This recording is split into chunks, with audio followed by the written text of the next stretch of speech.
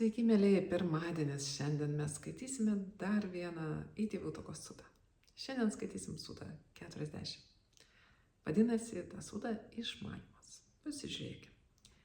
Neišmanimas vienuoliai yra nedorų būsenų pasiekimo pirmtakas, o iš paskos jiems seka sąžinės stoka ir pasiekmių nepaisiojimas. Išmanimas vienuoliai yra dorų būsenų pasiekimo pirmtakas, o iš paskos jiems seka sąžinė ir pasiekmių paisiojimas. Apie tai palaimintasis kalbėjo. Tai pasakyti apie tai. Kiek esti blogųjų sferų šiame pasaulyje ir kitame, visos šaknyjasi neišmanime. Jos tai yra norų ir godumų kratiniai. Kadangi piktų norų žmogus neturi sąžinės ir yra nepagarbus, iš jo liejasi piktybė ir dėl to jis nukeliauja į pragaištingą vietą. Todėl vienuolis dirbdantis geismą, godumą ir neišmanimą ir sukeliantis išmanimą gali palikti visas blogasias sferas. Giliai suta iš tiesų. Ir čia pabrėžiama tai, kas iš tiesų Budos mokymai yra svarbiausia. Žinoma, viskas yra svarbu, bet svarbiausia yra išmintis, teisingas požiūris. Nuo teisingo požiūrio prasideda visas kelias, visas budistinis kelias, teisingas požiūris.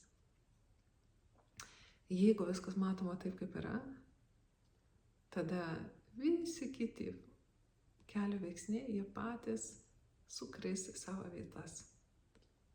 Ir praktika bus teisinga. Tad tas išmanimas, teisingas požiūris yra pirmtakas viso, kas dora. Ir atvirkščiai, neišmanimas yra pirmtakas viso to, kas nedora. Kas tas neišmanimas? Pagrindinis neišmanimas yra laikymas šito kūno ir proto, ar kūno, ar proto, ar kažko šitame kintančiame formų pasaulyje savimi. Laikymas, kad čia esu aš, ar čia yra mano. Čia yra mano kūnas, mano protas, savinimasis. Protas taip veikia, toks yra jausmas, tokios kyla mintis, bet jos niekam nepriklauso. Ir jeigu mes to nematom, jeigu mes gyvenam paklydime, tame neišmanimą, tikėdami visiškai, kad čia esu, štai esu, čia yra atskira kažkokia būtybė, atskira nuo visumos, nepriklausomai buvojanti nuo visumos būtybė. Tai yra iš to neišmanimo kyla visa, kas nedora. Nes jeigu yra šita atskirai nuo visumos buvojanti esybė, tai tada jai kyla poreikių. Jai reikia kažkaip išgyventi, išlikti, nes jinai gali išnykti, baimė išnykti. Jai reikia gauti to ar ano. Taip kyla godumas. Dėl to, kad reikia kažkaip išgyventi kažką, tam, kad išgyventi, reikia kažką gauti. Ir aš nekalbu tik tai apie fizinį lygmenį. Tai taip pat yra ir emociniam lygmenį. Man reikia, kad mane mylėtų, man pritartų, girtų mane visai kaip, kad man neprieštarautų. Aš taip pat noriu viską valdyti, nes aš noriu, kad viskas būtų taip, kaip aš noriu. Tai yra neišmanimas. Iš to neišmanimo kylančios būsenos. Ir toliau, jeigu tikrai tikiu, kad čia aš esu nepriklausomas nuo nieko ir pats man čia kažką reikia, tada aš negalvoju apie kitus. Man nesvarbu, ką kiti. Tegul jie ką nori. Ir man nei prieš save kažkaip nemalonu daryti kažką nedoro, kažką įžeisti, kažkam užlipti ant galvos, per kažką perlipti. Man tai nekelia jokių jausmų. Aš galiu bet ką. Juk esu aš ir man reikia. Ir taip pat man tas pats, kokios pasekmės to, ką aš darau. Nepaisiu pasekmių. Kad kažkam bus nuo to blogai, ar kad mane, pavyzdžiui, po to teis, kaip nors blogai apie mane kalbės, man tas pats, nubaus, man tas pats, ką visuomenė, ką aplinkiniai, man tas pats ant aplinkinių, tas pjoviau aš ant aplinkinių.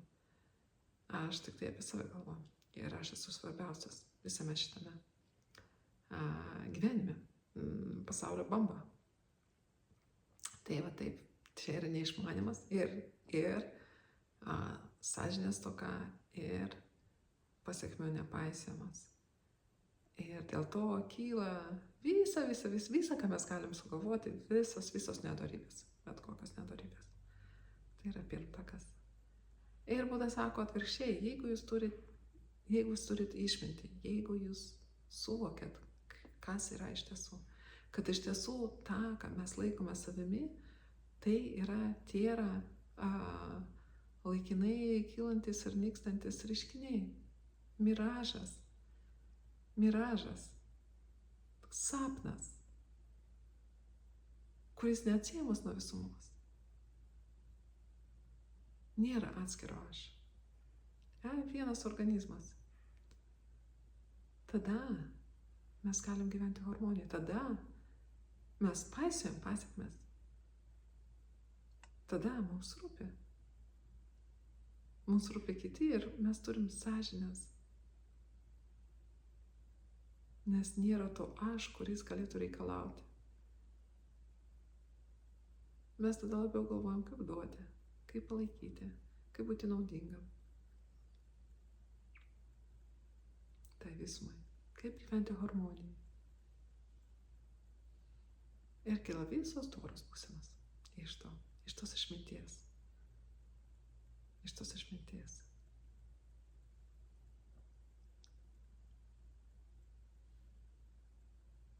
Ir žinoma, mes vėl čia turim tą tokį, sakykime, prigrasinimą, kad jeigu gyvenam iš neišmanimo, tai po to tai veda į pragaištingą vietą, kitus pragaištingose vietose atgimimus. Bet tas, kuris tirpda geismą, godumą ir neišmanimą, sukėlęs tą išmanimą, tą išmintį, gali palikti visas blogasias sferas.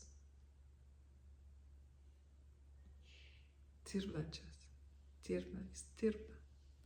Iš tiesų, tas žmogus netirpda. Kas tirpda, tai pati išmintis. Išmintis kaip saulė. Švieti. Viskas tirpsta to šilumoje. Nes išmintis mato, kad geismas, godumas, neišmanimas, kad visa tai kyla savaime ir savaime nyksta. Ir tai nepriklauso man, tai nėra mano. Tai nesu aš. Visiškai nebūtina iš paskos sekti. Visiškai nebūtina daryti tai, ką liepia tas geismas, godumas ar neišmanimas. Nes tai nėra mano. Tai tiesiog laikinas reiškinys. Miražas. Bliksnis.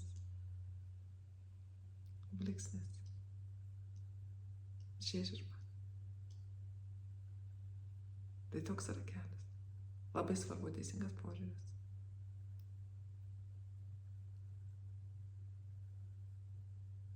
Į tai galima remtis. Visa mūsų praktika, visas mūsų kelias bus teisingas, jeigu mes pradėsim nuo teisingo požiūrio. Tai yra pirmtakas. Išmintis. Pirmtakas. Tai lavinkite išmintį. Žvelkite išmintingai. Ir jeigu jūs to nematote dar, tai galite netgi teoriškai padaryti eksperimentą. Tiesiog teoriškai. Pažvelgti kažkokią situaciją iš aš ir pažvelgti kažkokią situaciją be aš. Tiesiog iš šono. Tiesiog atsitraukti ir pažvelgti iš šono. Čia ne aš, čia treti žmonės. Kaip tada? Pažiūrėkit, kokios tada kyla būsenos, jeigu jūs bešališkai tiesiog matot situaciją kaip situaciją, sąlygas kaip sąlygas. Dėl sąlygų susikloščiusią situaciją, dėl sąlygų išsisprendžiančią situaciją ar neįsisprendžiančią situaciją. Tiesiog sąlygų kismą, virsmą, žaismą. Kaip tai paveiks jūsų pačių vidinę būseną? Kokios būsenos kils, jeigu mes žvelgiam iš tos pozicijos. Tai štai toks eksperimentas. Pabandykite. Linkiu Jums geros savaitės ir iki kito karto.